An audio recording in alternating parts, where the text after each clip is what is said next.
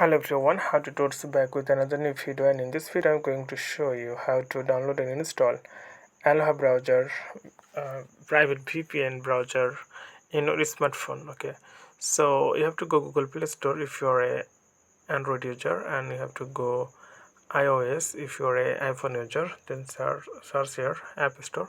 So simply click here, type here Aloha browser, and you can see the first option, Aloha browser private VPN. So 10 million people already downloaded this app and 4.4 rating. Simply click install and you will get a lot of feature here like ad blocker, VPN. You can customize the interface.